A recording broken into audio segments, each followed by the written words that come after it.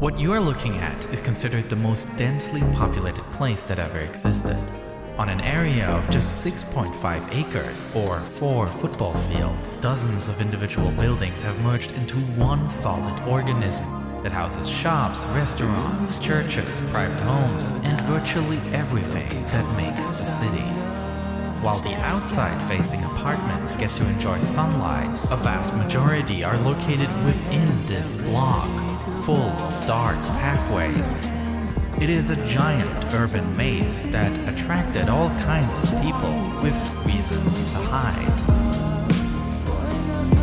This is Kowloon Walled City. To understand just how incredibly closely packed people lived here, let's compare this city with other places. Take the East Village in New York City, located in Lower Manhattan. There's a small park in the center, but other than that, it is a pretty dense neighborhood with historic row houses and more recent large apartment buildings. Based on the 2010 US Census, just over 44,000 people live here.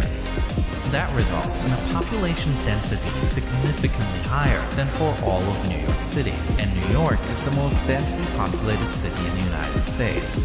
By all means, this is a dense place. But let's compare it to Kowloon Walled City.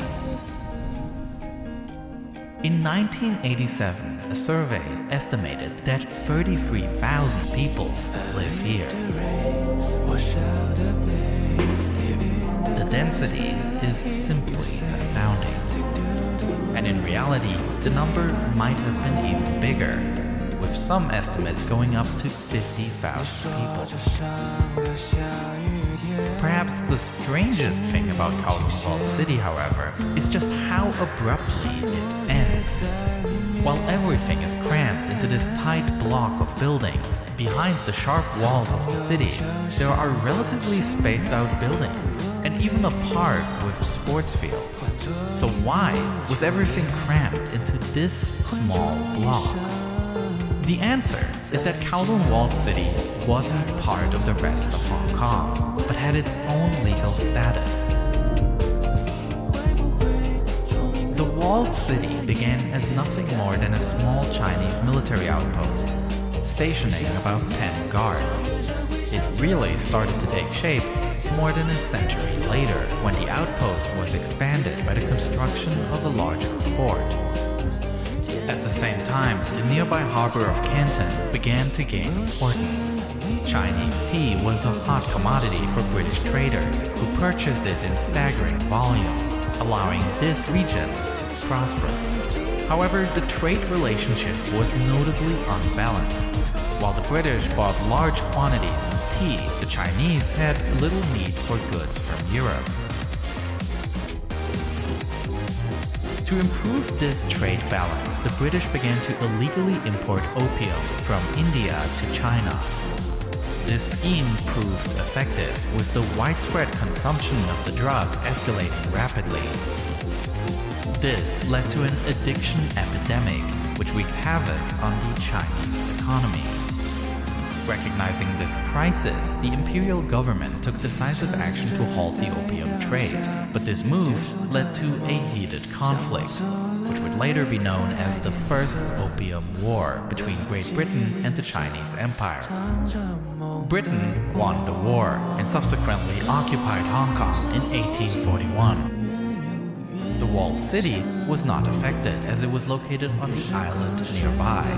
And as a result of this loss, the Chinese Empire decided to reinforce the fort at Kowloon by building large walls around it, giving the area its lasting name, Kowloon Walled City. At the heart of this fortress, they built a yamen, which is the main office from which this outpost is administered. The tensions between China and Britain continued on, ultimately leading to the Second Opium War in 1860.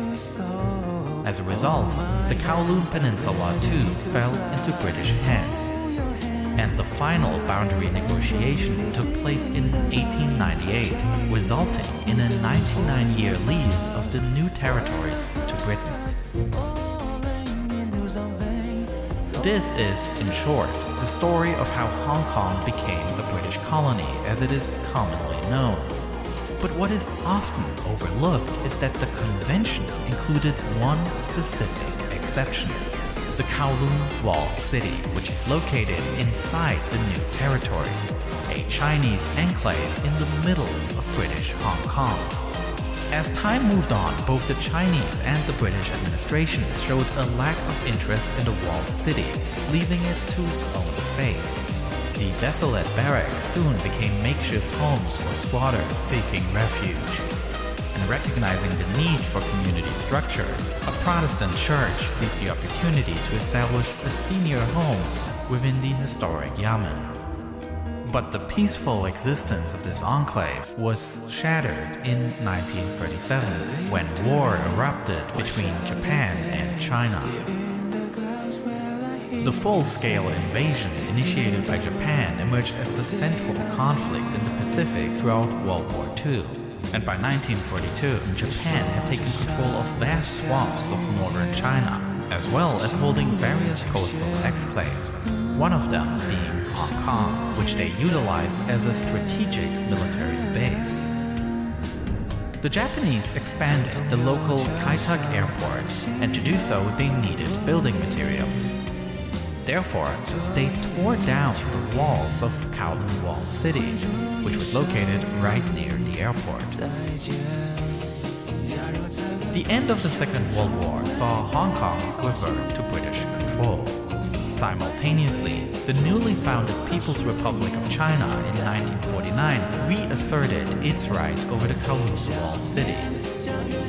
Practically, however, neither the Chinese nor the British took control of this area. And with a massive wave of refugees in the wake of the Chinese Civil War, the need for cheap living space in Hong Kong was immense.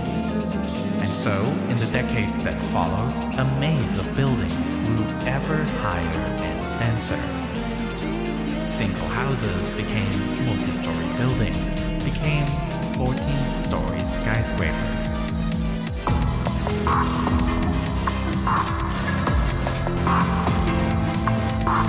The sunlit streets turned into shaded paths until they were eventually completely blocked from sunlight.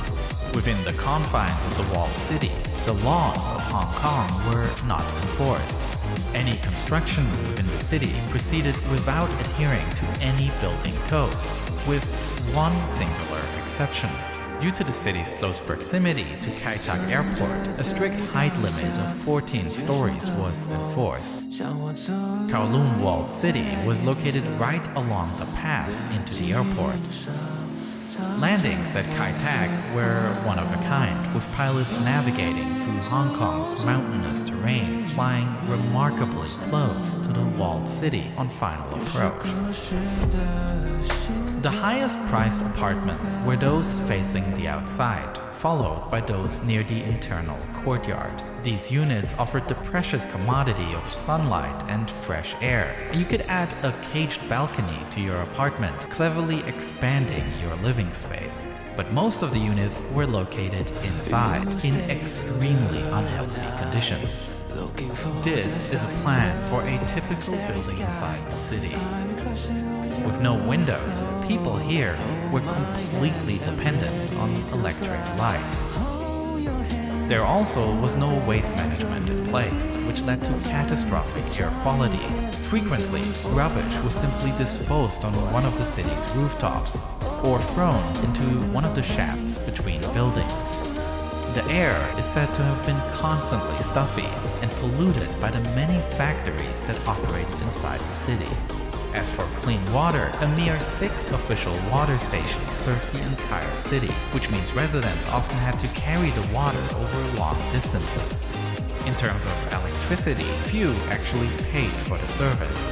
Instead, most residents opted to illegally tap into external cables, routing them through the city's intricate maze of narrow passageways.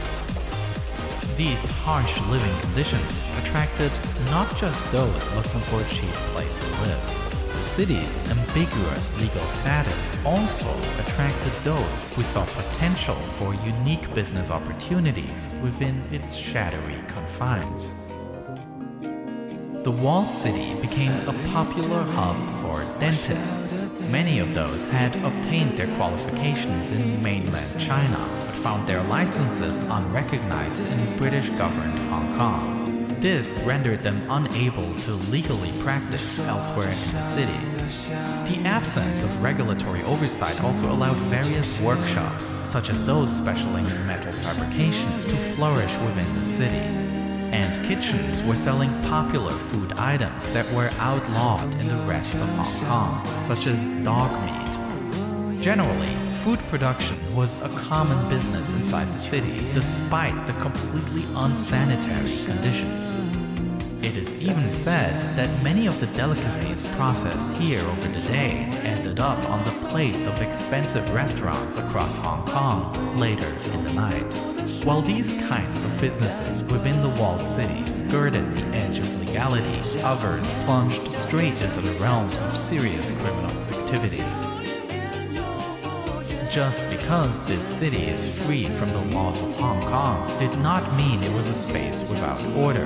Power structures still exist, with the triads, notorious criminal gangs, controlling the city. While businesses did not pay taxes, many of them were forced to pay protection money to these groups. And the triads themselves engaged in illegal businesses, such as soliciting prostitution, opium dens, and in the later years venturing into heroin trafficking. The Hong Kong authorities found themselves in a difficult position, not wanting to let the growing addiction problem get out of hand. A permanent police presence inside the city would be an affront to China, which still claims the territory as its own. Therefore, in the mid-1970s, the authorities decided to carry out many isolated raids, with police officers storming the city for short periods of time, arresting criminals, confiscating drugs, and then leaving again. In addition, various private aid organizations established themselves, operating a kindergarten as well as a Christian missionary youth center that offers help with addiction. The historic Yamen in the middle of the city became a popular social spot, hosting public events for the city's residents. Even though the situation in the city improved in parts, it was again geopolitical reasons that ultimately ushered in the final chapter of the city. Its legal status was a result of the 99-year lease of the surrounding new territories, and it is precisely that countdown that was coming to an end. In 1984, after years of negotiations, Great Britain and China agreed on a handover of all of Hong Kong back to China. This handover was scheduled to take place in 1997, but the breakthrough in negotiations also cleared up the dispute regarding Kowloon Walled City. Despite massive resistance from the city's residents, the two governments jointly decided that the social situation, the risk of fire breaking out, as well as the fear of any of the buildings collapsing, would justify the complete evacuation and demolition of the city.